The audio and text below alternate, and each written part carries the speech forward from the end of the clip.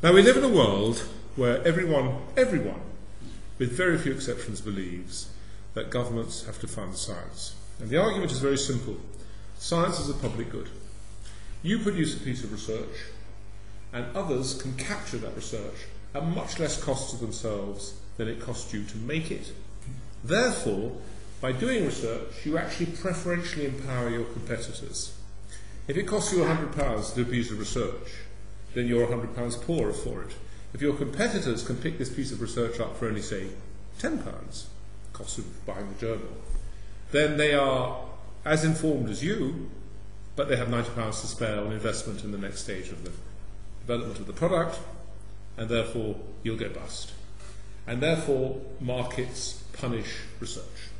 Standard economic theory, taught everywhere. It's called post-neoclassical endogenous growth theory today, because Paul Romer, a friend of yours, has put this in terms of neoliberal, neoclassical economics. But it simply says, as I've described, that markets do not supply public goods. Okay, I tell you what I'll do. Rather than get into that argument, forget I said it. Forget I said that. And let's just talk about the substantive matters. I'm very happy to, over a pint. No, it's great. We had a great conversation at dinner. So forget, I shouldn't have said that. I've just given you the straight argument. Public goods, it's cheaper. Okay. Universally accepted. I'm not aware of anyone in the whole world who agrees with me when I say it's not true.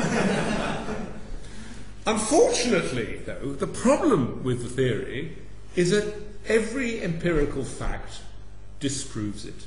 It's just that people ignore the empirical fact and simply assume the theory must somehow be true. So, let's have a look at some facts.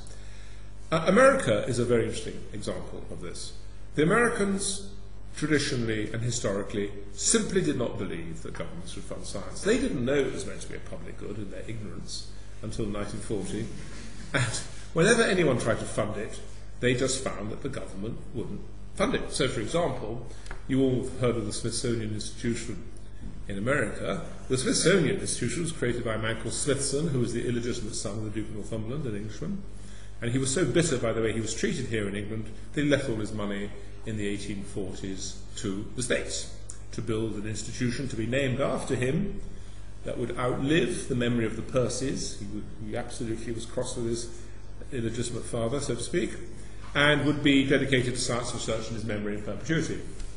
The problem with this, the American government didn't believe in the funding of science, even if the money was given by other people, and the money was sent to a bank in Arkansas, where it stayed for about 13 years.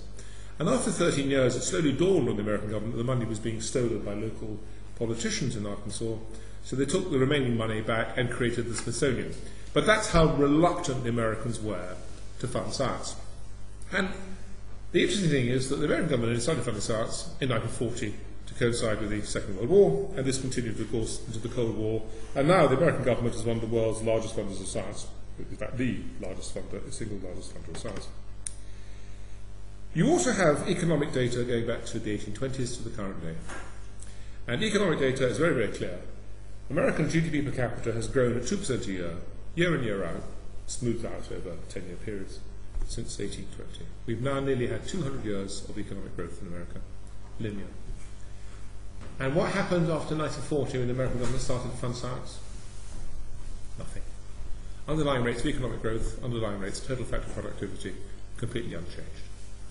It's exactly the same story in Britain. We had an industrial revolution. We created the world's largest, richest economy. There was no government funding for science in this country of any significance whatsoever, just the odd penny here and there, until 1913, when the Medical Research Council was created. And of course the big force behind the Medical Research Council was the current fear that people had about eugenics.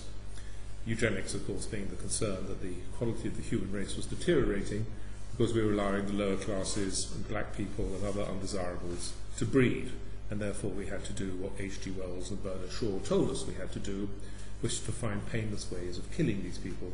Ideas that were in fact taken up, as we all now know, by Adolf Hitler. But it wasn't a really great reason for funding science in this country, the Medical Research Council. And since then we've had an enormous amount of government funding for science in this country, and underlying rates of total factor productivity and economic growth no impact.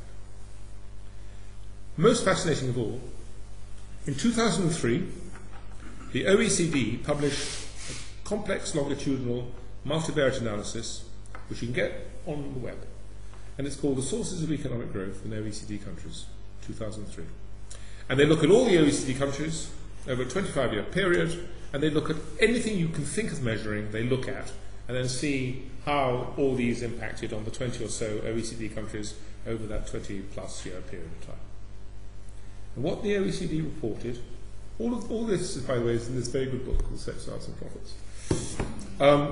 What they reported was that there was a correlation between the amount of money a country spent on R&D, research and development, which is a broader thing than science. Science is sort of what happens in universities. R&D is the bigger thing that happens in companies as well as universities. And there was a direct correlation between the amount of money a country spent on R&D and subsequent rates of economic growth. But only between the private funding of R&D and economic growth. There was no correlation between public funding and economic growth. Even worse, there was crowding out. Every time a government spent £1, $1, or €1 on R&D, the private sector in that country spent 1.25 pounds or dollars or euros less. So the government funding of R&D not only has no positive impact on economic growth, but by crowding out the private R&D, actually damages economic growth.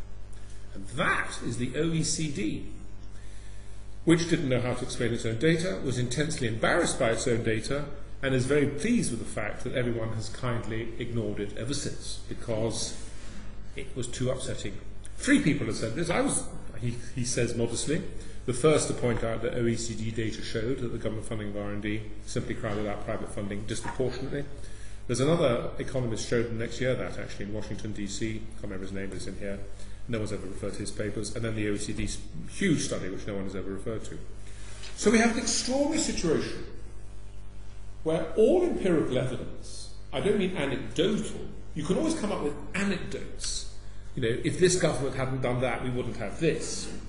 But no systematic economic historical data supports the suggestion that science is actually public good that requires public funding. And if you look at America until 1940, it had become the richest country in the world by 1890, which is 50 years before, and had invented things like the aeroplane and Edison and all the stuff that, you know, the Americans are famous for. By 1940, as I said, they've been the richest country in the world for 50 years, i.e. the most technologically advanced country in the world for 50 years, without government funding of science. On the other hand, you have countries like the Soviet Union, or India, or China, which have enjoyed enormous government funding for science, and also enjoyed huge poverty. I remember once, I didn't know her at all well, so this isn't name dropping, it's just a true story. I was once in the 80s asked to go and brief Margaret Thatcher when she was Prime Minister on various things, on the government funding of science, and she said to me, she said, what this country needs, she said, are more Nobel Prizes in science. And I said, oh, you mean like the Soviet Union? And she said, don't be so silly. And that's really how deep the conversation generally is. So why is this? Why is it, just to come back to the nature of science, that it doesn't seem to behave as a public good? Well, actually, just think, just for a second, about how difficult it is really to access science that isn't your own. Let's forget contemporary science. Let's go to really, really old science. Science is 100 years old, you know, back in the Dark Ages when it was pretty simple and straightforward. Let's look at Einstein's theories of relativity. Now, those papers now are 100 years old. I mean, we're talking about really primitive science. How many people in this room could understand those papers? Oh, you can. Bits and pieces. Yeah. Bits and pieces. Okay. Sorry? As a public He wasn't, of course. Yeah. Yeah. Don't worry. Yeah. Okay, so you can. But I think you'll agree that it's not that really available to most people. Absolutely not. And I'm afraid it's the same with all bits of science and technology. Actually, it's impenetrable, except to people who are in very closely related fields. so closely related that an economist called Mansfield actually did the maths. He said he took 100 companies in the New England states in the 80s, and he looked at a large number of innovations that had gone from one company to another. So company A had invented something, and he calculated the costs to company B of copying it, the real costs, how much it actually cost. And the costs were 65%. So competitor companies cost them 65% to copy an innovation that it cost the first company to do the research. But that's just the direct marginal costs. On top of that, the competitor company needs to have invested the sunk costs in employing the scientists and technologists and researchers and engineering facilities and labs in the first place. And on top of that, it had to equip those scientists with budgets so they can go to conferences, budgets so they can actually read journals and subscribe to journals, and indeed with their own research projects. Because if you're not doing research in that field, you simply cannot acquire the information of another paper because you're not actually equipped to read that paper. Because much of the knowledge is, of course, tacit knowledge. Add the direct marginal cost of acquiring an innovation from a competitor company, which is mainly the tacit knowledge of just rediscovering with your own hands, literally how it works, to the sunk costs of employing the scientists in the first place and the research projects they have to do so they can understand the field, and the cost of copying, not surprisingly, work out as 100%, because that's the equilibrium position you'd expect actually in an economy. You'd expect an economy to titrate itself such that the cost of copying would be the same as the costs of innovation, because otherwise no one would innovate. And to use a circular argument, companies spend a great deal of money on innovation. Up to 3% of GDP, actually, are spent by advanced economies on R&D. And if the government doesn't spend any money, say in Japan or Switzerland, where it doesn't, then 3% of GDP is being spent by companies solely to do R&D. So we know, therefore, with this huge private funding of R&D, that in equilibrium, the cost of copying and the cost of innovation must equilibrate, because otherwise you wouldn't be in equilibrium and your economy wouldn't have settled at that figure. So it is in fact a complete myth that science and R&D are publicly available, freely available. There's no evidence that it's so, and all the evidence is that it's not. So, why do people believe the story and the theory? Why is it that however many times you try to dispute it, you are laughed out of court? Well, first of all, of course, there's always anecdote. Where would we be without the World Wide Web, invented by Tim Berners-Lee at CERN? Government-funded project, gave us the web. Clearly, without the government, we would still be using quill pens and vellum, and we just wouldn't have the advantage of the web. Now, this is an argument that's very hard unless you're... but let us actually consider another case in point, because I'm going to come straight back to Tim Berners-Lee and the web and CERN. Think of the aeroplane. Now, the aeroplane, as we all know, was invented by the Wright brothers in 1903, and they spent $1,000 of their own money, and they flew Aeroplane 1, whatever it's called, in Kitty Hawk in Carolina, wherever it was, and they discovered the aeroplane. At the same time, there was a research project, funnily enough, conducted by the Smithsonian Institution, funded by the government, the American government, to the tune, then a lot of money, of $47,000, which was then increased, so it became about $63,000. And the reason for this, by the way, was the Spanish-American War. The Smithsonian Institution had gone to Washington and said, you've got all these bad people in Cuba that you're quite rightly trying to kill, in preparation to the Iraq War, I expect, and you could kill them so much more effectively if you bombed them from the air, so why don't we invent you an airplane? And the American Congress thought this was an extremely enlightened argument, and gave the Smithsonian $67,000 in order to invent the aeroplane. As it turned out, the Wright brothers did it first. Imagine, though, if the Wright brothers hadn't. Imagine that the Smithsonian had actually got there first, and it was a race, by the way.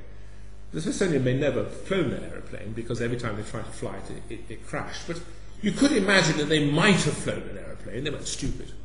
We'd all go around saying, well, but for the American government, we'd all still be in horses and buggies. Only the beneficent and genius of the American government has given us the aeroplane. Where would we be without the American government?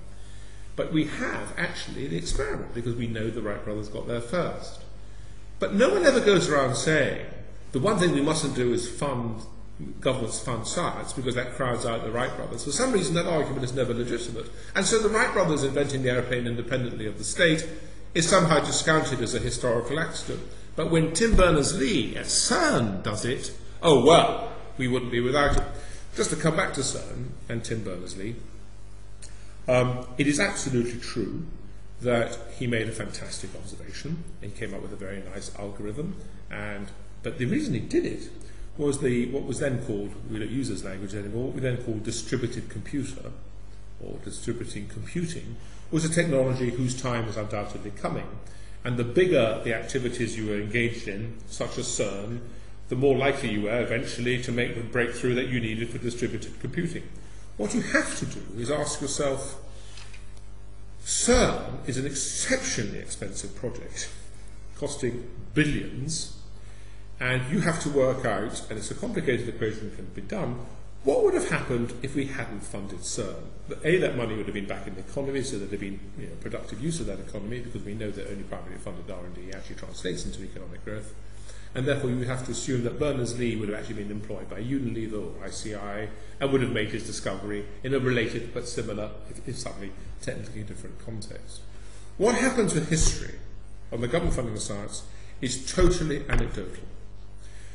All of American productivity and creativity before 1940 was produced by the private sector. No one ever says, it's extraordinary, thank God the private sector produces all this R&D. But since 1940, governments have moved into R&D, displaced the private sector for R&D. Underlying rates of economic growth have not increased. Underlying rates of total activity productivity have not increased. But obviously discoveries have been made. And everyone says, well, without the government it wouldn't have been made. It's a non sequitur. And that is the text.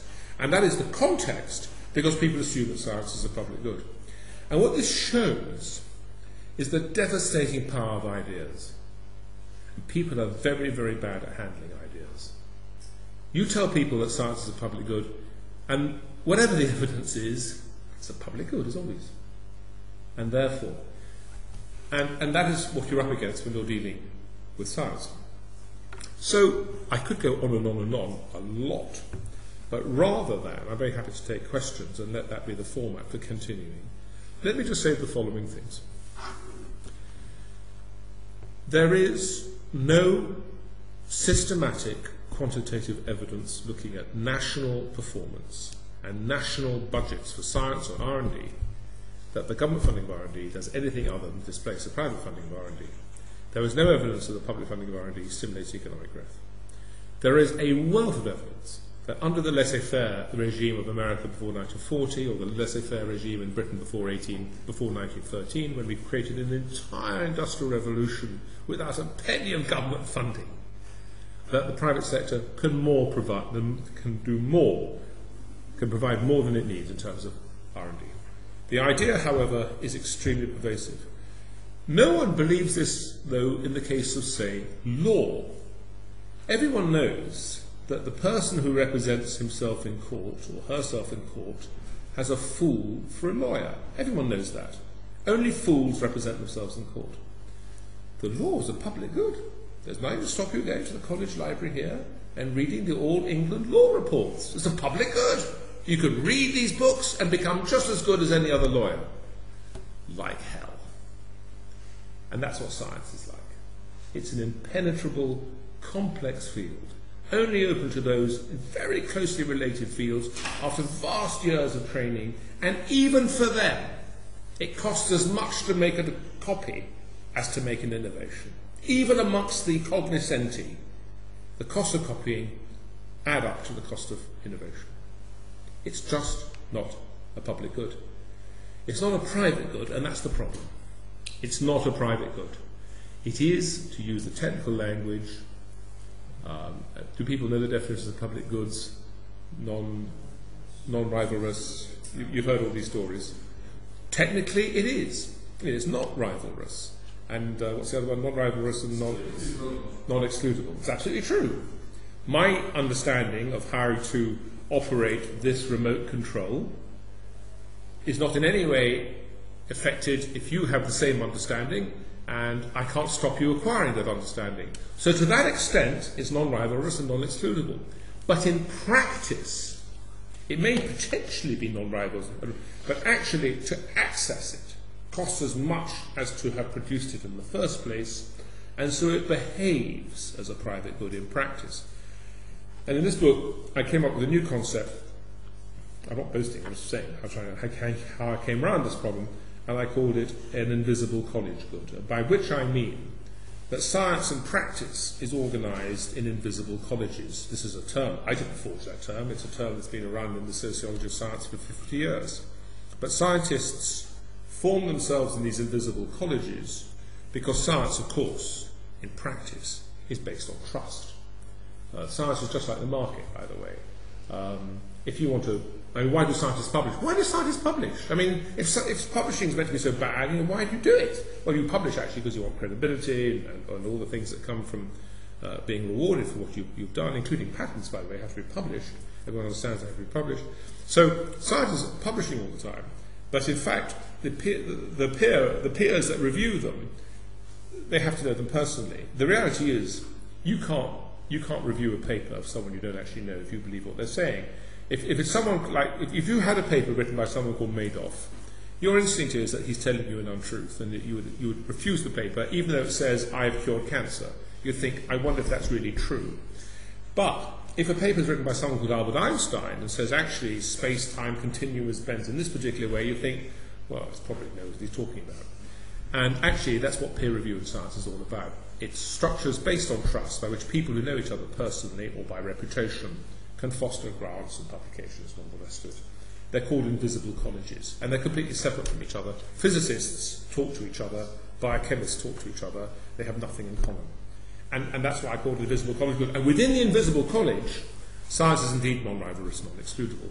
But the costs of accessing the non-rivalrous and non-excludable things are as high as discovering them. And by the time you have first mover advantage, either the person who makes the discovery first has a monopoly on that discovery until finally the competitors get there, shows that in fact the innovator has enough time to exploit his or her discovery before the competition gets there. But when the competition does get there and does copy, which they do eventually, it's a jolly good thing. The last thing you want is a series of monopolists. Science is almost perfect in the way it works. The inventor has a monopoly. This monopoly encourages him or her to exploit the discovery profitably. But with time, the monopoly is lost because the innately non-rivalrous and non-excludable nature of science means that eventually the competitors catch up, although it costs them a lot of money to get there. And when they do catch up, you're no longer in a monopoly, and the society therefore benefits from the non-monopolistic nature of the science. And the time scales seem to work almost perfectly.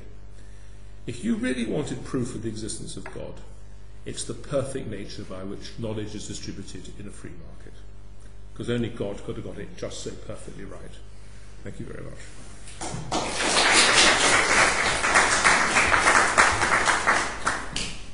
Now that was short, so we could have questions. Any questions? Yeah. Do you see any place for, if it's not a public good, so is it then unnecessary for Bill Gates to fund science, for example, or so that is it unnecessary for private financing from just a charity? Yeah, I have no problems with charitable donations, and Gates, of course, is in a long tradition. What's very interesting is the rise and fall of private charities in science. Before the Second World War, when there was no government funding, you had huge private charities. You had the Carnegie Institution in America. You had in this country the Wellcome Trust. And the extent to which the private sector funded science charitably was absolutely astonishing. So, for example, it's very common to hear people say, well, of course, no government would ever fund CERN, Well, the first cyclotron, CERN is a cyclotron, the first cyclotron was built by Lawrence in San Francisco in the mid-40s, and it cost $1 million, which was then a very large sum of money. And it was a purely defence initiative so that he could get out his uranium enrichment to build an atom bomb. It was funded by the Carnegie Foundation for $1 million. Because in those days, with science being primarily in the private sector, people felt a responsibility to society.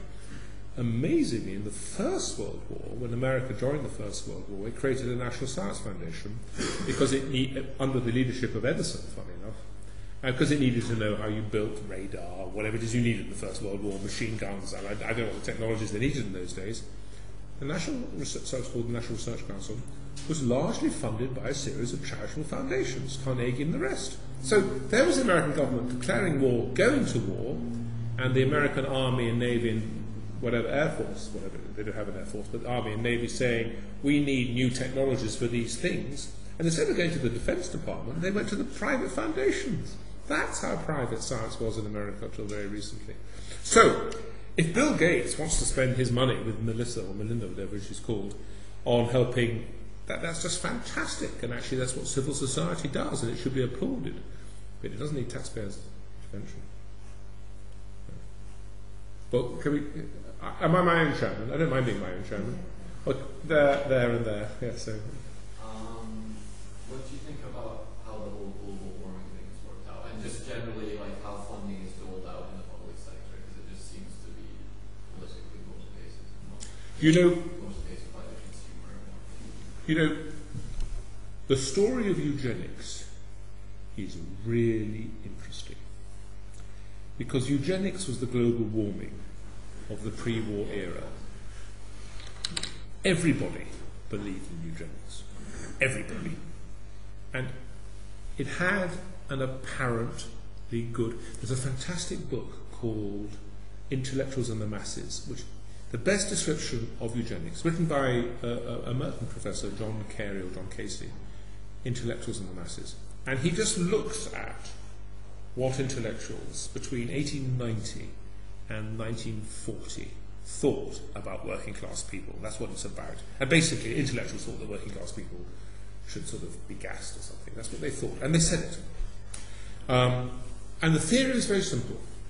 Previous to about 1830, when the Industrial Revolution starts, poor people are always dying of starvation.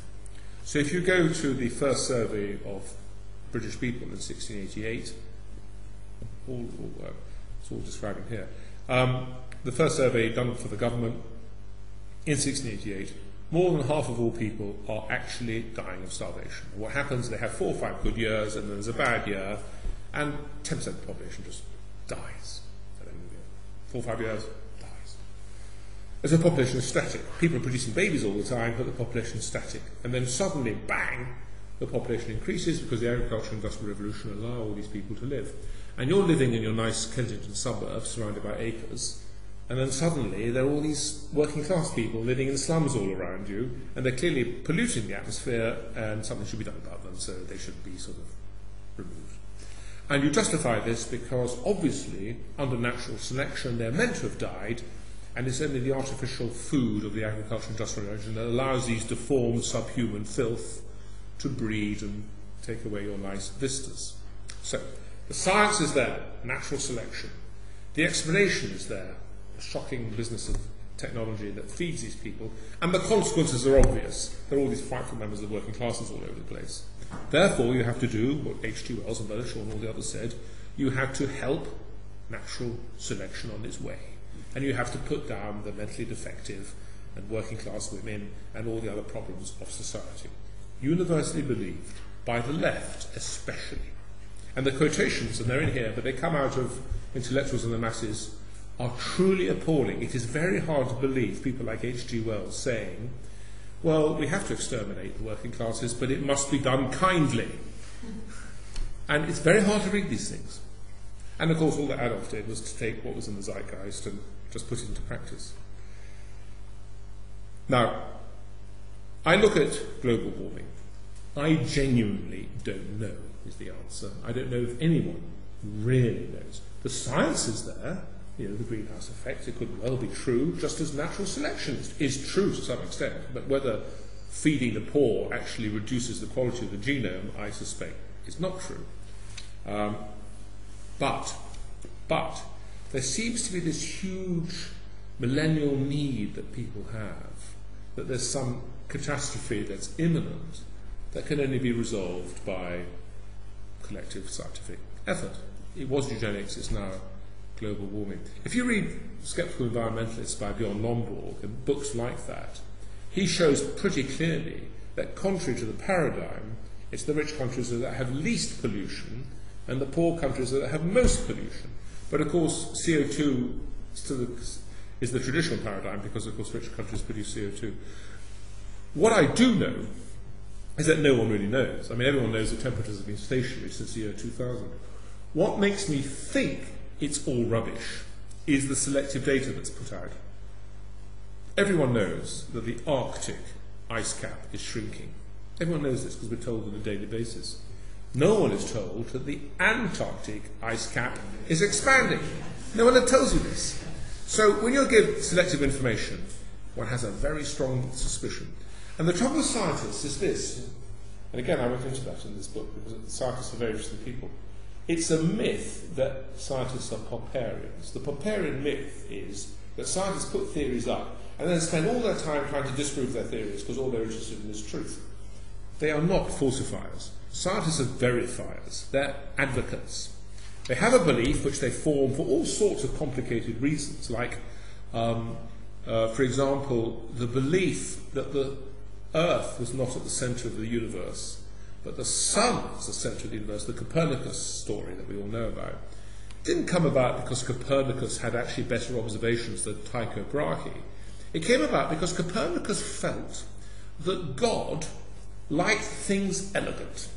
And all these epicycles, which you have to have, all these funny epicycles, if you have the Earth at the centre of the universe, they just didn't look pretty to Copernicus.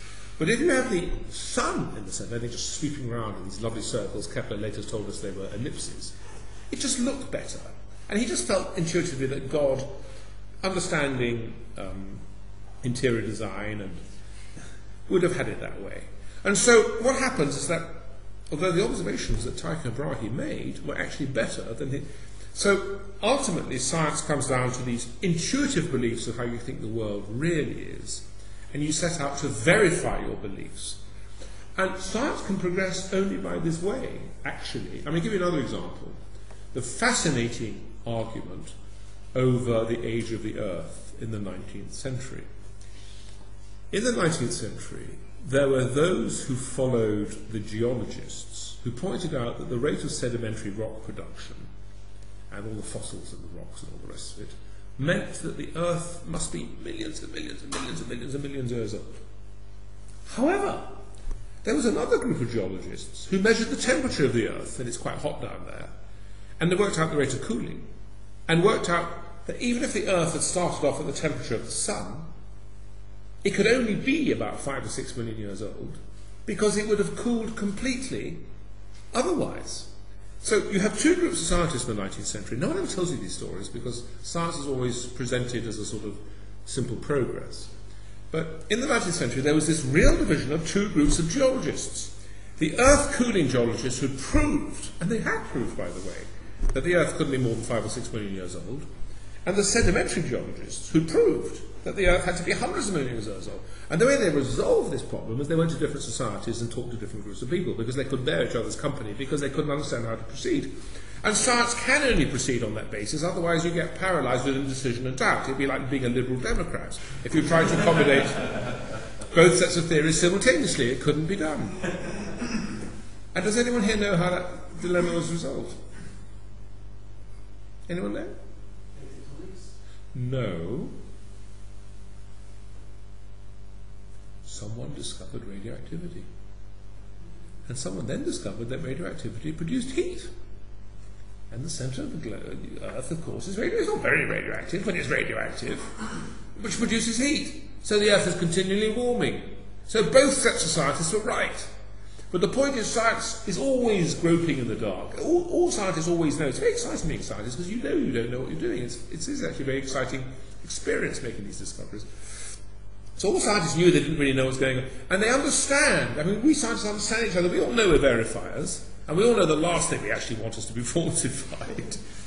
And so that's how science works. And these little invisible colleagues all try to ignore each other until they can resolve their differences. So is it easy for this state to come in, or some with agenda to come in and like push a certain viewpoint? Because it does look like the two, global warming or no global warming, seem pretty equal to me, but there's only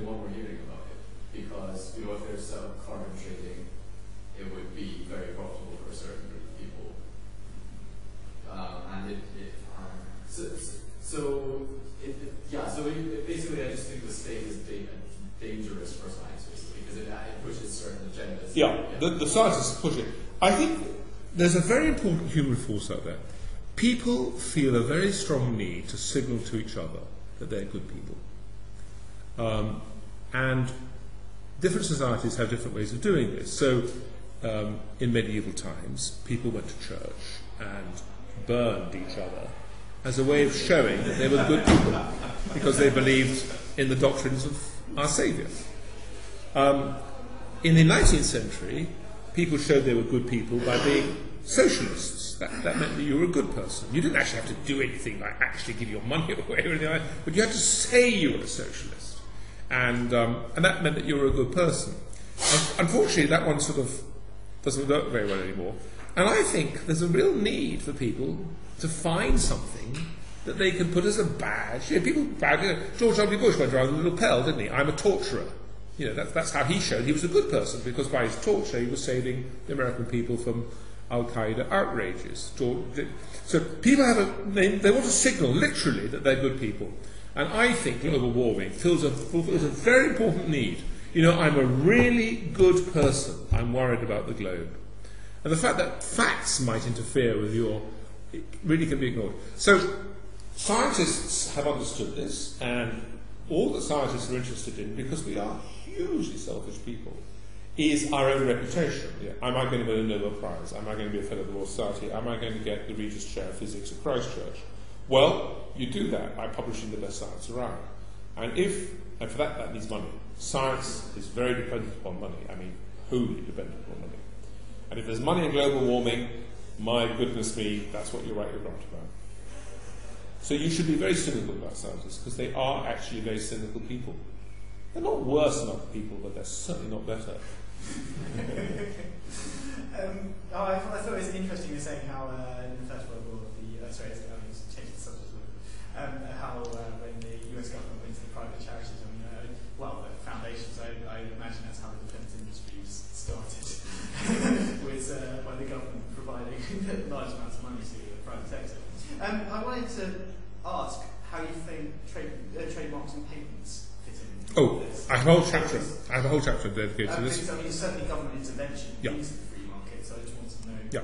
Yeah, thank you. It's a really good question. I have a whole chapter, and I'll give you a clue as to my thoughts. The chapter is entitled "Let's Abolish Patents." They are wholly illegitimate. They're just a monopoly. Marx got this right. Capitalists do not seek to open markets; they seek to close them. Capitalists are dreadful people, as the bankers have shown. They are interested solely in personal profit. Nothing wrong in that. But what society has to do is to listen to them with extreme circumspection. Now, what capitalists say about patents or patents, no one knows how you pronounce that word, is this. If I didn't have a patent, and I wasn't able to maintain my monopoly on my discovery, I wouldn't make any discoveries, because I couldn't preserve my monopoly. Because as everyone knows, science is a public good, and the moment I make a discovery, everyone will immediately copy me. Well, we know that science isn't a public good, actually. And let me tell you a story before I explain my theories. A very interesting story. In 1903, the Wright brothers created Flyer 1, and they went buzzing around the place of Flyer 1. Flyer 1, at some point, became redundant and was put in a museum. Would anyone like to guess which museum Flyer 1 has spent most of its life in? Anyone seen Flyer 1? That's exactly right. Today, the Flyer 1 is in the Smithsonian. But it didn't go there first. It spent most of its life in another museum. Would anyone like to guess? Flyer 1 has spent most of its life in the British Museum in London. And if you go to the Smithsonian and try to find this fact, it's very hard to discover this fact. They don't exactly blazon it. But it is, in fact, if you go to it, next time you're in Washington, go and look at it. It's in the, it's exactly to describe, and it's there, it's a fantastic site. And there's a plaque on the side. And if you look really carefully to the side, there's tiny little letters. They do actually tell you that Flyer 1 was in the British Museum in London. Now, why is this? I'll tell you why. The Wright brothers invented Flyer 1. Unfortunately for them, the world was full of people who thought that flying airplanes was a very interesting thing to do and started to copy them. And the Wright brothers had patented the aeroplane. They were brilliant. They patented the propeller, they patented the ailerons, they patented the wing shapes. I mean, I don't know about aeroplanes, but they patented everything. And the result was, anytime anyone else tried to fly an aeroplane, they absolutely, this is absolutely true, broke the Wright brothers' patents. And so the Wright brothers imposed their patents in American courts assiduously. And they very quickly stopped flying airplanes, and they became full-time professional lawyers. The result was that no one flew airplanes in America, because every time they flew an airplane, the Wright brothers slapped them down. Even when the American government tried to create an air force, they were slapped down. The British and the French and the Germans were much more sensible than the Americans. They simply paid the Wright brothers license fees, which is why we had a Luftwaffe and Spitfires and whatever it is you had in those days. But the American government wouldn't pay the license fees because they'd given their £67,000 to the Smithsonian, and they just couldn't believe they hadn't funded the aeroplane. So by 1917, when the Americans went to war, there was no American air fighting capacity. The British and the French and the Germans had all these fantastic triplanes and, killing each other. And the Americans, they were still flapping their wings. And the first thing that happened in America in 1917, on the declaration of war, the American government abolished all patents in aeroplanes. And they said, in the national interest, and there's some libertarians in this room who are menaces and don't believe in that sort of thing, in the national interest, there will be a patent pool. So you can publish your patent, and we'll respect your property, except for the fact that no one has to pay license fees. It's called a patent pool. And people, because people get into sort of habits, they continue patenting, for which other people were extremely grateful, because they wrote down exactly how to copy each other. It's a very bizarre story. And they just carried on doing this.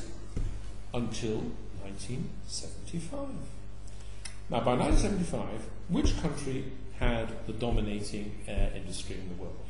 America, obviously, and Boeing and all of us. All without patent protection. Funnily enough, in 1975, Richard Nixon, who really was a dogmatic, unpleasant man, and of course had been captured by various producer interests in the American aeroplane industry who thought they could make more money if they could actually preserve their patent rights, persuaded him to change the argument, and patents were reintroduced under Richard Nixon about the same time as the Watergate scandal in 1975. But between 1917 and 1975, no patents in America, and the best American. So, what that showed is that the arguments are false. When the Americans had patent protection for the aeroplane industry in America, they had no American industry. When they abolished patent protection, it took off. Why? Patents are a totally illegitimate piece of property rights. They're based on the analogy, of course, of material property rights, which, of course, are the only way you can preserve investment in physical capital. Ideas, however, are non-excludable and non-rivalrous, actually. So there is actually an innate conflict. This is non-rivalrous and non-excludable. Giving a man or woman property rights in it is natural. It goes with, it's rivalrous and excludable. It goes with the innate nature of the object. Ideas are not, so actually patents conflict with that. But it's actually based on a false economic idea. And the false economic idea is that you won't invest in ideas unless you can preserve the monopoly. Because actually the converse is true. If you can preserve your ideas in the monopoly in the patent, then actually you have a monopoly. And there's no incentive on your part to do any more research because you have a monopoly. And there's no incentive on anyone else's part to do research because they can't break your monopoly because you've got it. So patents are designed. Why do people lobby for patents? They lobby for patents because they're trying to keep the competition away. The whole point of patents is to stop the field from developing. You've made a discovery, you don't want anyone else to make it. You want to stop the field from growing, the way the Wright brothers did. There's no empirical evidence at all that patents help. And if you can go the other way around, imagine, just think about the argument. Look, without patent protection I won't do R&D. Great, go do R&D. Someone else will do R&D and take your industry away from you. Oh, well, you might do R&D then, mightn't you? There is very huge evidence that the greatest single cause of R&D is competition. The more competitive the industry, the more R&D people do. And the evidence is overwhelming. I mean, every study shows the more competitive an industry, the more people there are in an industry competing for the market, the more R&D they do. So patents should be utterly abolished. They are wicked and evil because bankers, as we all know, and people of their ilk, including ministers in Parliament with their expenses, they're all just out for themselves, and they'll say and do anything it takes to personally profit themselves. Patents are a fake. I'm thinking about the difference between the government crowding out private spending. Yeah. Do you think that there might be an argument in saying that the investment by the public sector and private sector are qualitatively different things? So, I mean, I couldn't imagine sort of any company doing the necessary, funding the necessary research in number theory to get to a point where, 100 years after the subject really taken off, so where you can have an RSA encryption and all those sorts of things. That's a very good argument, and it might have been true. But, I mean, innately, you could have a world in which government funded only the purest of science, like number theory or astronomy, say. Why should British Leyland invest in radio telescopes? Therefore, let the government fund the pure science that the market would otherwise neglect. The trouble with that argument is that it's not true empirically. First of all, it's been shown by a succession of economists that there's a direct correlation between the amount of money a company spends on pure science and its subsequent rate of profit making. Pure science, which is pursued solely for its own sake, without any thought of profit, turns out to be the most profitable investment a company can make. Why is that? Well, the answer is that the most important function of scientists in a company is not the production of original knowledge. Actually, no company, however big, is anything other than a tiny bit player on the whole global stage. And it's never going to make the majority of discoveries it needs to make for itself, however hard it tries, because many discoveries come from left field anyway, and so number theory turns out unexpectedly to be very important if you're trying to make car tires in Alaska, and there's no way the car tire manufacturer knows that in advance. But secondly, your competitors are also doing research, and the main function of scientists in a company is to import the knowledge that's out there. And you're a manufacturer making car tires in Alaska, and you discover suddenly that number theory is telling you actually how to do it. If you're not employing people who are intellectually equipped already to appreciate the importance of number theory when it becomes important to your company, you're never going to import that discovery. And you'll never make that unless you're actually employing pretty theoretical physicists or scientists or mathematicians in the first place. Because the most important function of scientists in the company is the import of other people's knowledge. So it turns out, the more pure science you fund commercially, the more likely your company is to grow. And indeed, if you think of some of the most extraordinary discoveries, I mean, who, for example, discovered the background radiation from the Big Bang? Who, in fact, discovered that stars produced radio waves? Both created Nobel Prizes, and both done in Bell Telephone Labs by engineers employed by Bell Labs. They weren't consciously doing pure science, but science is such an unpredictable activity that these people who are trying to create radio telephony ended up making these extraordinary fundamental discoveries in physics. And it goes the other way as well. Silicon transistors that came out of Bell Labs and related labs, very pure scientists applying their mind to a practical problem. So that then raises sort of another question, but surely no one but the government is going to fund the further development of radio telescopes. Okay, radio telescopes came accidentally out of industry, but why should industry continue to... surely no company would fund the Hubble telescope. Well, if you go back to the 19th century, when governments certainly didn't fund radio astronomy, you have these huge 100-inch, 200-inch telescopes being built by millionaires like Bill Gates. Bill Gates is now this huge foundation of literally billions of dollars. I think with Warren Buffett's money, that foundation is $35 billion or something. but it's now spending money on orphan drugs for malaria because that's an area that's universally neglected. But if Bill Gates lived in the world of 100 years ago, he'd be funding Hubble telescopes. Except he doesn't have to do it now because the government's doing it.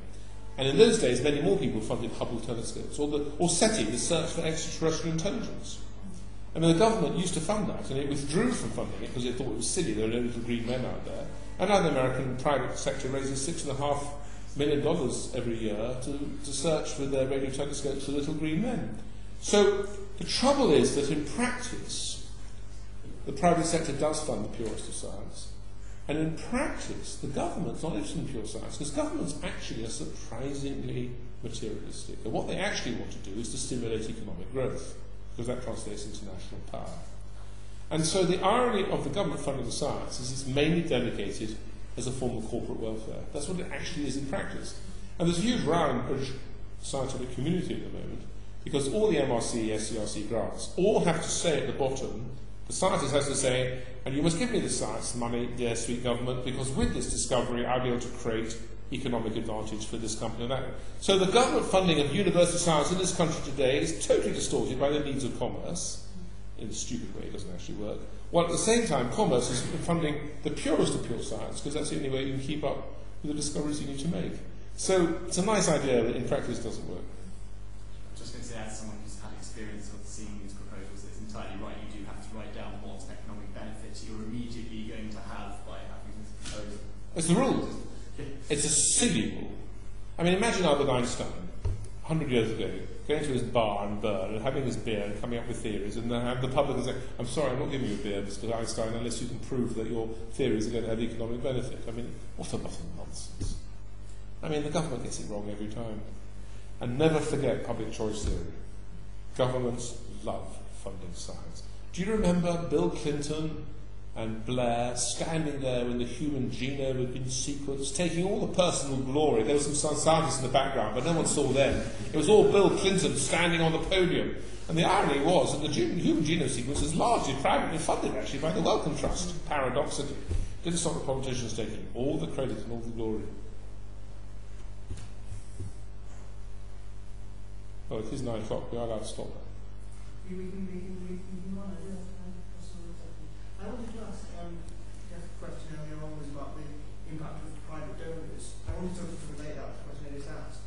Do you think then that the role of the private donors is sort of less mercenary in some sense than so it would be a private donor who funded number theory or some art. Well, actually... I mean original research as opposed to this important... Yeah, sure. Well, partly, actually, the commerce... I mean, if you look at the 19th century, and all the universities of Britain were independent until the war caused their nationalisation, but they were all independent in the 19th century, all doing perfectly good science.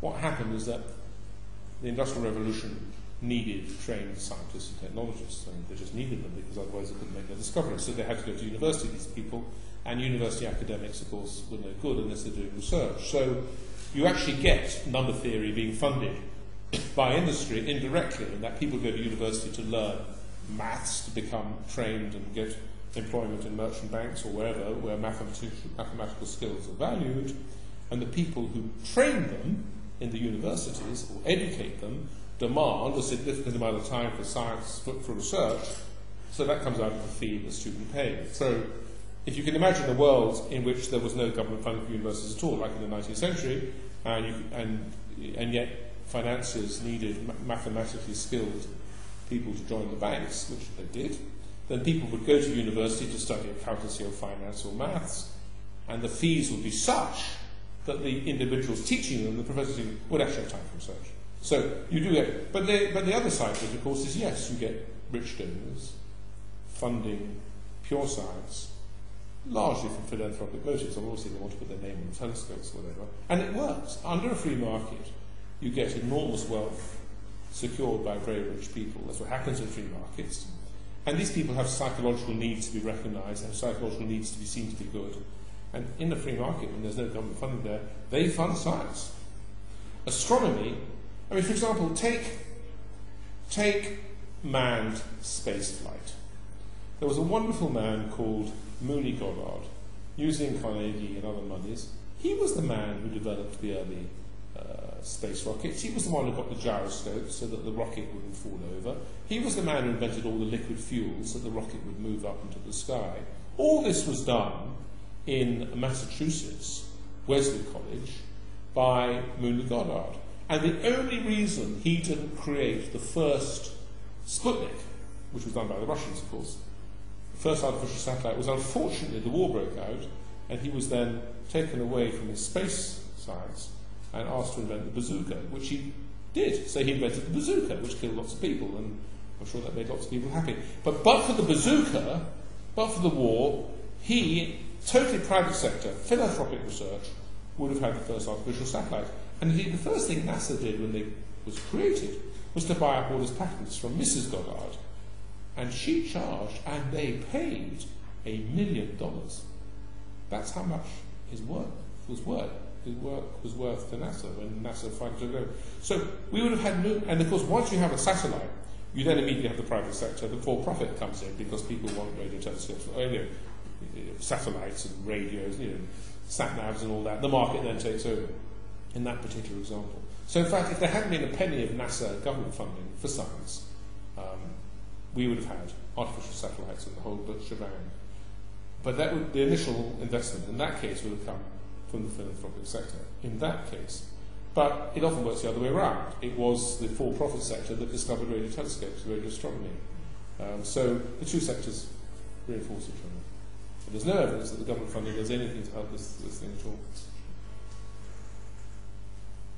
I just wondered if you could say something about your Russians were a private university. Independent. Independent. They're all private. Oxford's private. Independent. Yeah. So I just wondered if you could tell us a little about how that works. Well, with great difficulty in Britain. If anyone ever offers you a job as Vice Chancellor of an independent university, my advice is to turn it down. There's only one, and there's a reason why there's only one. And we're very small. We only have 1,000 students, something with the size of Christchurch. I don't know the students around Christchurch, but... Okay, well, Christchurch and St John's together, and that's my university. So we're very, very small. The successful models are the American models, the Ivy League or the liberal arts colleges, and they're based on endowments, of course. That's how they work in. But we have to do it largely through student fees. And for us, it's very difficult, because why pay to come to Buckingham, 8,000 a year or whatever, when you can come to Oxford for 3,000 a year? We are hugely undercut and crowded out. Why come to Buckingham, therefore, when it's so much more expensive? Well, interestingly, if you look at output measures such as the National Student Survey of Student Satisfaction, Buckingham comes top every year. We beat every university, including Oxford, for student satisfaction. We beat Oxford for staff-student ratios. We beat Oxford for contact time with students. We are actually better as a teaching institution than Oxford, which isn't surprising. The average American liberal art college is as well, by the way. It's not difficult beating Oxford as a teaching institution. Actually, if you look at the free market elsewhere, it's just that in this country people aren't used to making that comparison. But crowding out is a real phenomenon. Consider the world of motor cars. Imagine you lived in a world where every household got a free car from the government every 5 years. Free. Taxes go up, of course, to pay for your free cars. But every 5 years, a free car arrives at your family's doorstep. Now, what would happen to the for-profit car manufacture sector? It would go in decline. The government factories are supplying free cars. Who's going to go buy a second or third car? Obviously, some people would. But the private sector would be hugely reduced in size. Even more interestingly, the quality of cars would collapse. If you're paying your own money for a car, it's got to be a damn good car. But if you're getting a free car from the government every 5 years, you put up with the Trabant because it's free, and you think, well, thank God it's free. What else do you expect? The wheels are square, but at least it's free. And so crowding out is a very real phenomenon that people buy into because it's like MPs' expenses, it's like bankers' bonuses. Free cars or free science or whatever feeds into an aspect of human greed. It's not very difficult to understand. And it's the same with universities. Buckingham's a better university. If you're a student, Buckingham's a better university than any other university in Britain. There is no question Oxford and Cambridge are fantastic. So, perhaps we're better than Oxford and Cambridge. We're certainly equivalent in experience. But we're certainly miles better than the average university, I'm not going to name any, I'll get sued. But the others are free. And so, why come to Buckingham? Well, 60% of our students come from abroad, which actually is great, it makes them a very global atmosphere. But not everyone wants to go to university where 60% of students are not British. Well, actually, more than 60% are not British, because home actually means European as well. So we're like the LSE. Vast majority of our students come from abroad. We're in a small little country town. We haven't got the endowments we need. So running Buckingham is very, very difficult. But we've been growing successfully in the last few years, actually because the National Student Survey. And that's why we're succeeding. But crowding out is a real phenomenon. And it's very interesting that we're the only independent university running. I'm sure there's no market for another one. It's quite funny. I've seen your example of cars happen in Egypt, where there's state-subsidised cars and there's tariffs on foreign cars. I never knew that. Yeah. I invented that idea. Yeah, well, I've seen it actually happen. It's actually a horrible experience. And one of my friends was in one of those cars and the wheels fell off. Thank you for that. Thank you for that. It took me a long time to invent that one. I was just going to say that as fees for university do go up, then you're going to have an easier time, because there will be less of a crowding out effect. If fees go up to 7,000 and Buckingham is 8,000, then Is that why you're lobbying? Is it a self-interested motive? The caps will certainly be removed, of course. Well, I feel very angry about what the government's done to universities. When I was at Cambridge, I got very, very cross with what the research assessment exercise did to people like me. I don't talk about that now because that's a specialised thing, but if I was the Vice Chancellor of the University of Oxford, I'd be very cross if I couldn't charge the fee the market would bear. I don't mind the government saying to the Vice Chancellor of the University of Oxford, look mate, you can charge the fee the market will bear as long as no one is excluded for lack of money. You're a pretty middle-class university at Oxford. I know you all think that you're members of the oppressed working class and that you're all the daughters of mine workers, but actually, many of you are not, in fact. You've just forgotten this. Many of you are the sons and daughters of bankers, strangely. I think that the government has a very important role to play in universities these days. I don't think it did before 1914, but the world has moved on. And I think the government has a very serious role in universities to support what the Americans would call needs-blind admissions. And I think no one should be refused a place at Oxford if they are intellectually equipped and they pass exams and all the rest of it. They should not be denied a place for lack of money. That would be a horror. And while we live in the world in which we live, I can appreciate the government has a responsibility to meet that need. But that doesn't mean that you can't charge at Oxford $20,000 a year, or whatever it is Harvard's charging, because you'll find an astonishing number of people can pay that. And those who can't, of course, should then be supported by the government, because it's giving you all this money anyway. But on the other hand, those who can afford the fees shouldn't be getting what they currently are, this huge government subsidy, because it's not fair. Why should someone who'd been to Eton, or in my case, Charterhouse, where my mummy and daddy have been paying huge sums all my life, suddenly get a free education at university or hugely subsidised? It's just not fair that the dustman is paying for the lawyer. So what happens at Oxford and Cambridge is a lack of economic freedom imposed on the university, which makes it a worse experience. It's like the Trabans in Egypt. Now, if you look at the British universities, European universities, and American universities, it's very interesting. In British, European, and Asian universities, the government spends about 1% of GDP on universities.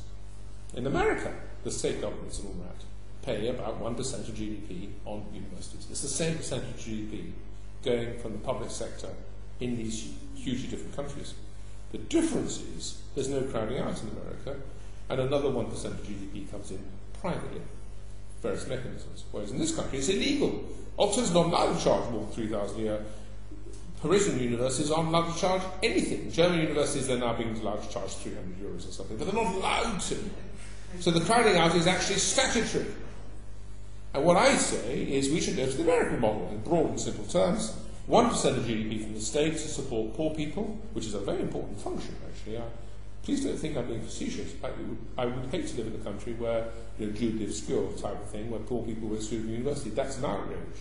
So, of course, the government should put in 1% of GDP for universities, but you should allow the market to to rip on top of that so you can get that other 1% from the private sector. With the result, the universities will be much, much better places. Just to come back on that, the point you made about Germany is quite interesting. I was reading, there's an academic blog I read who's currently on sabbatical in German, and he saw a protest, and it was sort of generally very unfocused.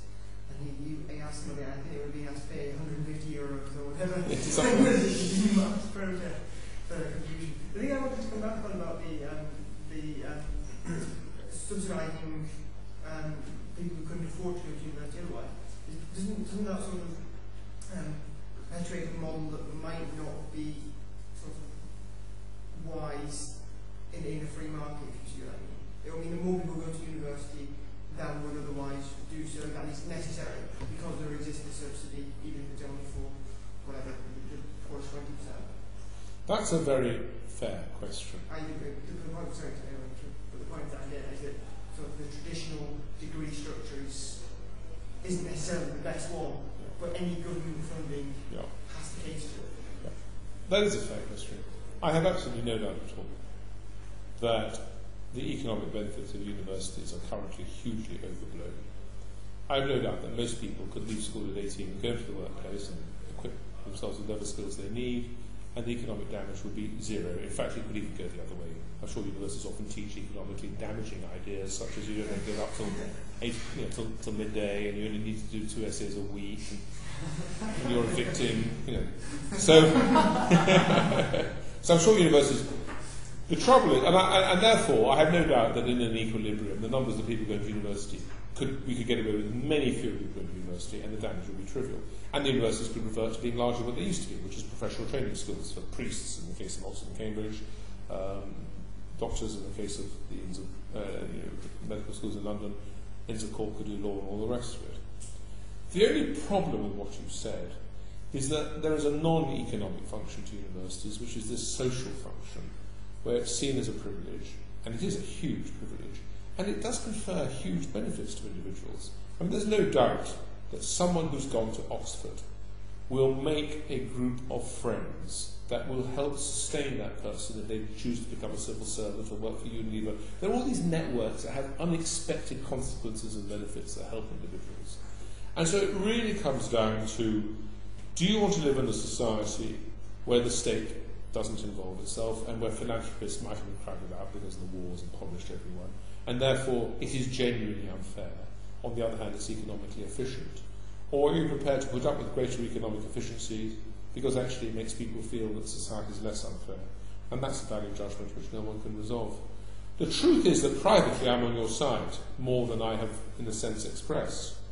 But I am also aware of, I'm pretty much an economic functionalist, really. I'm very reluctant actually to interfere with free markets and things. But, in the final analysis, I remember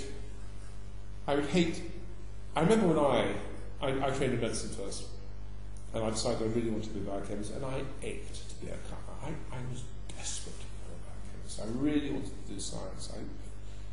I ached to do science. And the MRC had these research grants, by which you can get an MRC training fellowship and do an MSc, to do a PhD. And I was very great. Now, there's no question that before the MRC did that, the Wellcome Trust used to. There were, I think it has just crowded out the private sector. But one would hate a Jewedly obscure world is a difficult world. And if you could afford it with a social justice. So I don't know the answer to your question. I understand the question. I think it's a very legitimate question.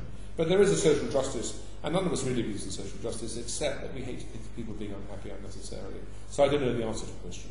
Well, I know you hate anecdotes, not one anecdote. My mother came from a pretty poor background in Berkshire, but she went to Imperial College with a grant from a private institution. So if you're good enough and you're needed in the workplace, then someone will pay you for university. That's why I think it's better than stealing money to give to people. You mean stealing money through the taxes? Yeah. Basically. Well, the trouble. Another point with that is that under loose monetary fiscal policy, you end up having credit expansion, which feeds into student tuition fees, and the Fed expands credit all of a sudden. Harvard's like $30,000 a year. It's the same with houses. So then any kind of debt, easy credit, will just charge whatever they can afford to pay on interest only.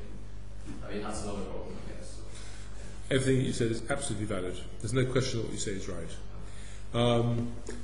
There's no question what you say is right. The only problem is that people do feel the social justice argument very acutely. I mean, it's difficult one to get over politically, but I mean, if you're coming from a kind of practical and theoretical. Yeah, I agree with you, actually, basically. Yeah.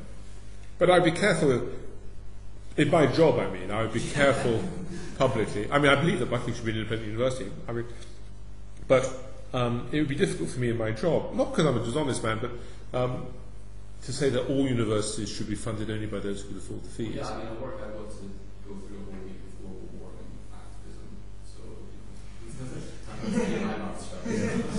Well, within limits. We don't believe in censorship. It's just that we do live in a society. That's all. That's all. And there are societal norms. I mean, I would have been very loath to really come out as an atheist 500 years ago. Not so much because I was worried about Luther chopping my head off, but because it would be so offensive. So it's more a matter of good manners. I think what I'm trying to say is good manners, which is a subtle and a slightly easy way of getting out of things. But good manners dictate that you subscribe to certain beliefs, and good manners are a form of game theory, really, which we all understand each other. So I think what I'm saying is good manners demand that you wouldn't want someone to be deprived of a place of education if the private sector somehow failed them and the government had the money. I think that's what I'm saying. It's a weak argument, and I know it. Because I may not really fully believe it. Do you not think that then universities really voluntarily assist people who can otherwise afford to anyway, just as schools, private schools always have? You're absolutely right. Before 1914, remember this, all British universities were independent before 1914. And they only took government money systematically. I mean, they obviously took government grants and things. But they took the UGC, now the HEFC, because in 1919 the British universities were bankrupt. And it wasn't their fault, they didn't ask to go bankrupt. They went bankrupt because people often forget this, between 1815 and 1914, which is a 100-year time, the value of the pound went up. We had deflation for 100 years. And so everyone invested in fixed interest vehicles like consols, which paid 3%, because there was no inflation, but that was a real 3%. And everyone had fixed interest. And then suddenly, between 1914 and 1918, huge inflation for obvious reasons, and the pound in 1918 is only worth a quarter of what it was in 1914. But everyone still invested in fixed vehicles. And so the universities just lost all their endowment income. Everyone thinks that Harvard invented the concept of endowment income. British universities had a huge endowment income before 1914, especially Oxford and Cambridge. And it just evaporated. By 1919, further inflation had continued to erode. The other huge source of income for the universities, of course, before 1914, was fees. But there were no fees. Only boys used to go to universities in a significant number in those days. Only middle-class boys, and they were all on the Western Front being shot. And so the universities lost their free income and lost their endowment income, and they were literally trading insolvently. Universities tell all sorts of lies about how poor they are, but in 1919 they were genuinely bankrupt. It wasn't untrue, it was genuine. And so they went to the government and they said, unless you give us money, there will be no universities in Britain in 1920. And that included Oxford and Cambridge. And so the government had to give them money. But before then, they had extremely elaborate bursary programs, there were county scholarships, there was a whole raft of voluntary mechanisms from voluntary associations as well as statutory organisations like county councils to ensure that poor people were not deprived. And when people like Thomas Hardy wrote novels like Jude the Obscure, thousands of people said, oh my God, that's terrible, and then wrote a cheque to Christchurch so that wouldn't... And so the answer to your question is yes, it worked very well. And there was no... What's interesting is there was no social clamour in England before 1914 for poor people to go to university, because that need was being met. Complicated, of course, because universities in those days demanded Latin and stuff, and the state schools didn't necessarily teach it. But there was no constituency of people being deprived place at university for lack of money. H.G. Wells, classic example, very, very poor. I mean, his mother was a housekeeper in a country estate in Sussex or something, but he went to Imperial College. Isn't one of the reasons why lots of people want to go to Oxford and Cambridge and so on, that they're very selective academically? The universities, even if they were only taking people who could, well, rather they would take bright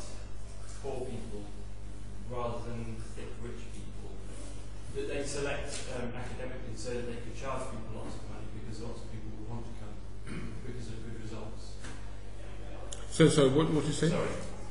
Yeah, I'm agreeing with you that universities would take on poor people who couldn't afford to pay. Yeah, because it's in their interest.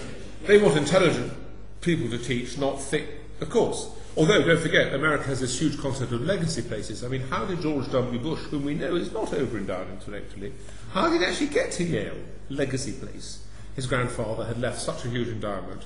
And they used to have these things at Oxford and Cambridge as well. You know, you could only get fellowships at Christ Church if your grandfather, had left a particular endowment. And that's how George W. Bush got to Yale.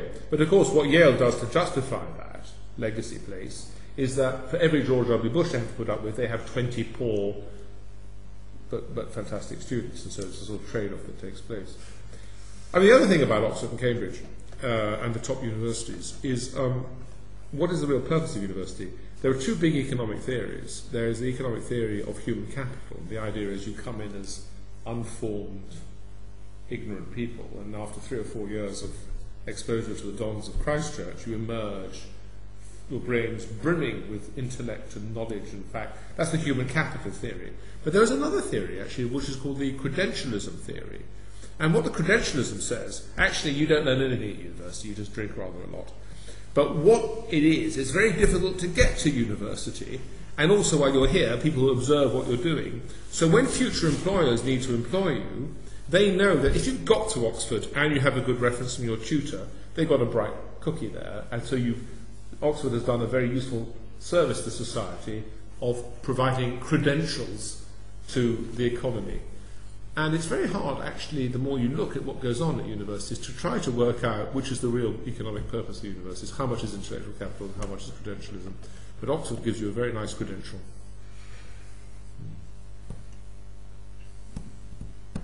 I think it gives a good credential because if you've been to Oxford, you can claim to be in the class of people that have gone for you, that have actually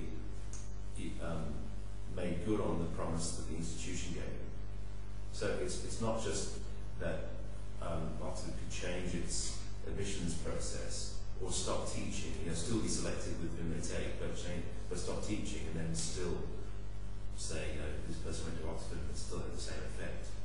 The reason I don't believe that credential theory, which was I think what Michael Spence on his Nobel Prize for, wasn't it? I can't remember. The Sigma.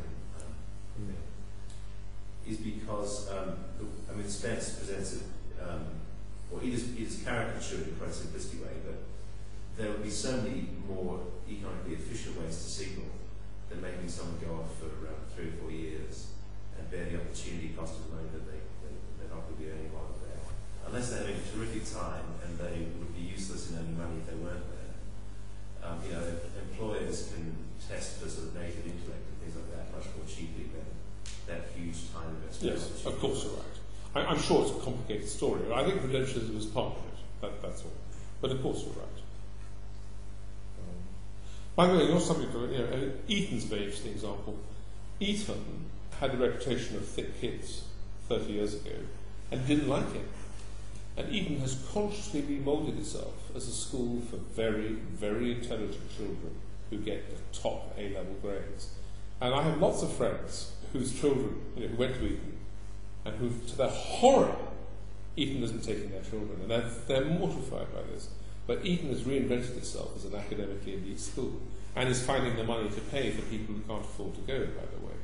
And it illustrates the point very well how the market actually adjusts the ultimate currency.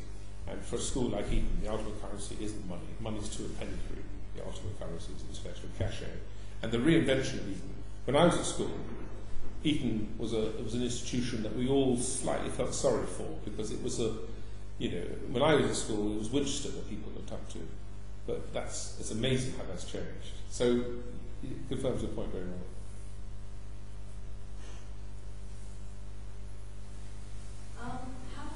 So to clarify, how does one make money from science without patents? It's very simple. It's a good question. It's very simple. Imagine a world in which you had a number of competing companies in computers, say, making discoveries all the time, and you're the one company that said, we're not going to make discoveries, we're just going to sell 20-year-old computers, well, you would go out of business. So you've got to constantly develop better products just to keep up with the competition. So you could argue in a cynical way, well, we're not going to make any discoveries, we're just going to copy. But then everyone knows that you're always the company that's 18 months behind everybody else, so no one's going to buy your product. It'll be cheaper, but actually the thing about computers is that people don't want the cheap product, they want the best product. And so you go out of business. So you only, so you only make money in computers by being the company that has the new product that is better than other people. And you accept that within 18 months people can copy the second mover advantage. But by then no one's interested in the second mover, they want the new first mover advantage. Now, in much more slower moving industries, you could argue that that model wouldn't apply. But then if that's the case, why do you need to do R&D anyway? The only exception is pharmaceuticals. The cost of copying a drug compared to the cost of manufacture are tiny.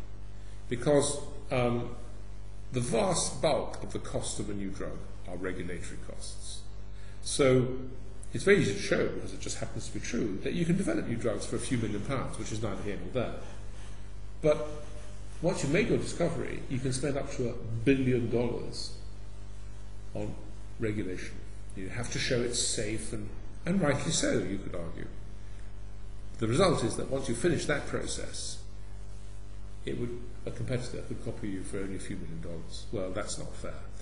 But it's not fair because it's the government that created the regulation. So even a libertarian can accept patents in the pharmaceutical industry because it's government regulation, which not all libertarians accept, but many libertarians accept there are some areas where government regulation is permissible. One of them is drugs, I can see you don't.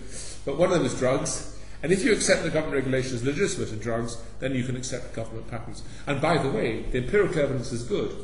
The tighter the patent laws of the pharmaceutical industry in a country, the more R&D you have. I.e. the one area where patents have been shown to stimulate R&D is the pharmaceutical industry. But that's because patent rights are so tight. Right, so if they didn't have so many regulations, then would there be need for patents, or would... No. No. Wouldn't you say that they're going to have to somehow signal that the product is safe? They're going to have to go through some tests. Maybe it won't be the same as whatever the FDA or NICE are going to require. But so once that initial capital expenditure has gone in and it's proven to be safe, there still exists the cheap copying option. Libertarians always argue that. I have a friend called Daniel Klein in California who's always arguing that we don't need the FDA for this reason. But you've only got to look at the behaviour of distillers, who are the company who made thalidomide. And you've only got to look at the behaviour of other companies, even quite recently over recent drug scandals, to realise that companies do not always behave rationally when it comes to the protection of reputation. And there are companies who are surprisingly oblivious to the pain and distress their compounds cause, because the profits continue to roll in. So I think drug companies have a terrible reputation, actually. And it may be earned, actually. Nasty people run drug companies, it seems, and do nasty things. So you could argue that if there had been no regulation at all in the first place, then there would be a different philosophy and different culture. But the history of the drug industry, I mean, the Wellcome Trust, he was a swine. I mean, he left all his money in the Wellcome Trust, but he sold magic potions all his life. I don't know, I am a libertarian, I really am a libertarian, because I'm at Buckingham, which is a tough place to be. But I also know that the pharmaceutical industry is an oligopoly. There are very few players. They all have monopoly power, really, and they all behave very badly. So I don't know what I believe, really. About the pharmaceutical industry, only the pharmaceutical industry. Because it's about people dying, you know. Just as a point, we mentioned thalidomide. We had David Friedman speak a few times ago. He's a great guy. He's exactly that example. And he said, if you were an FDA regulator, are you seriously going to, rationally weigh the probabilities of people dying or so, when you know that you might approve thalidomide, and then lots of people dying of defects and all those sorts of things. So unseen, a massive unseen, political cost to regulation. Yes, but that's about to go because technology is coming to our rescue, because there's this whole new science, very exciting science, of personalised medicine. I don't know if you've heard about this, but what happens is that if you have a drug, here's a drug, and actually 99% of people, it really works very well. But every now and then there's someone who dies, and that means you can't sell the drug. But if you could work out genetically who can't take the drug, so that 1% of people don't take the drug, then the other 99% can take the drug, and moreover, they can take it at a much higher dose than you would otherwise have, because you're not. And so the technology may come to our rescue on this one, and therefore the regulatory and health and safety needs may actually be hugely reduced, because one of the real problems is the very large numbers of people you have to test on to catch the odd person who's going to die. And ultimately it comes to, I have no doubt at all that just as we knew in the scandals of the car manufacturing industry of the 80s and 70s, that the car companies were making a very rational calculation of, if they made a Ford Edsel, whatever it was called, the one that they knew would kill people, they worked out how much are we going to be sued and how much will it cost to remodel the car and relaunch it, and they reckoned we'll lose 30 lives a year, we'll lose that much in court costs, we'll put the Edsel on the road. And when that calculation came out, I'm talking anecdotally now, and maybe I got the facts wrong, but I think what happened was when the calculation came out, the first court case was so determined that calculation would not persist that they charged something like $900 million, and so they changed the equation. And I don't think one should ever underestimate the self-centeredness of companies, actually. I used to be naive about companies. I've become much more cynical about them. They are about making money. But you have to put a cost in your life. That's what I do for a job, basically. You can't just, because otherwise, you build your whole planet out of titanium and so so you need. It's not a matter of principle, it's just a matter of price. Yeah, you're quite right, but the company will get away with a lower price, and I think we should raise the price for companies. But of course you have to put a price on life, of course you're right. I don't know the detail about that case, but it sounds fraudulent if they knew it was risky and they didn't say it was risky when they sold it. Of course it's fraudulent. Then, that's a law that already exists. It would be. Yeah, but all cars are risky, aren't they? And they know that they all have different degrees of risk, don't they? I just want to make a comment. You told us 3 times tonight that you're a libertarian, and it reminds me of Margaret Thatcher in our paraphrase. She said something a bit like this, that being a libertarian is a bit like being a lady. If you have to tell people, you're not. Well, let me tell you what I think. I think that there should, instead of 40% of GDP going to taxes, I think it should be 10%. I would have the health service largely on the Swiss or German or French model as basically private insurance, just underwritten by the state for poor people and people needing heart transplants. I would have education revert to a pre-1891 situation, was basically left to the market. I'd have the universities left to the market. Welfare, I'd go back to friendly societies.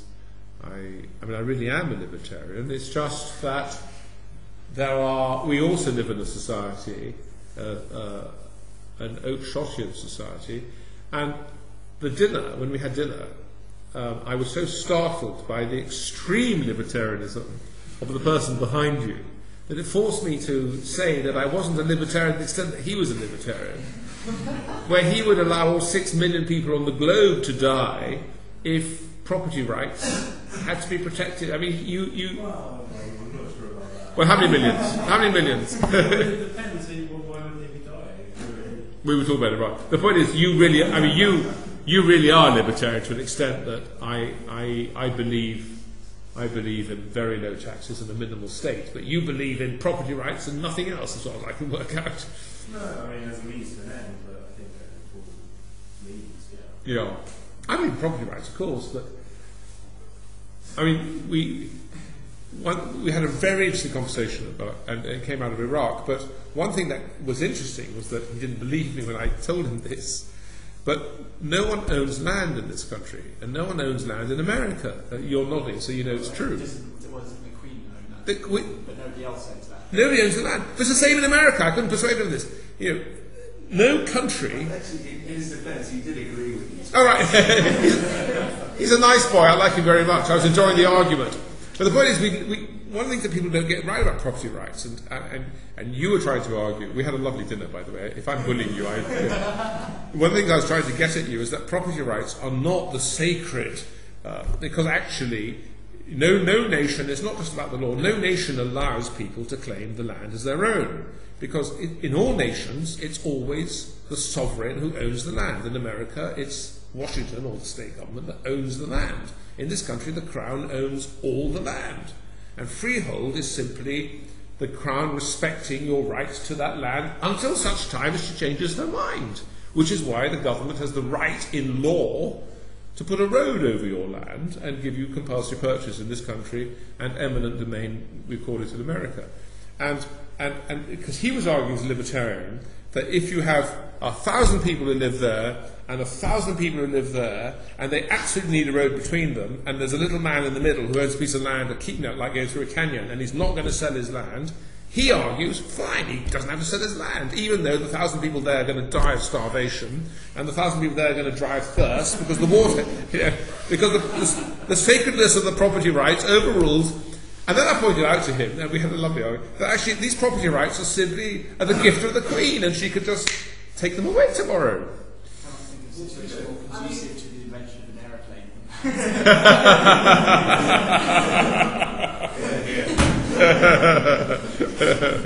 But I think there's a reason why the Queen owns the land, because otherwise you end up in your ridiculous... Sorry? She has more guns than they. No! It's because property rights, although important, are only a means to a greater end. And I think the libertarians who are, and there are libertarians for whom property rights is the beginning of everything, because they build an entire philosophy based on property rights. So if you tell an untruth, then you won't. But actually, property rights are a social convention, and no nation would ever allow individual property rights to overrule the needs of the collective. And nor would I. So to that extent, I'm not a libertarian. Are we done now?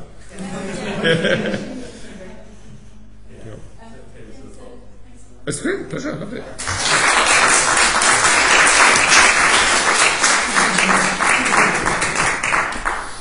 It's a fun read, by the way.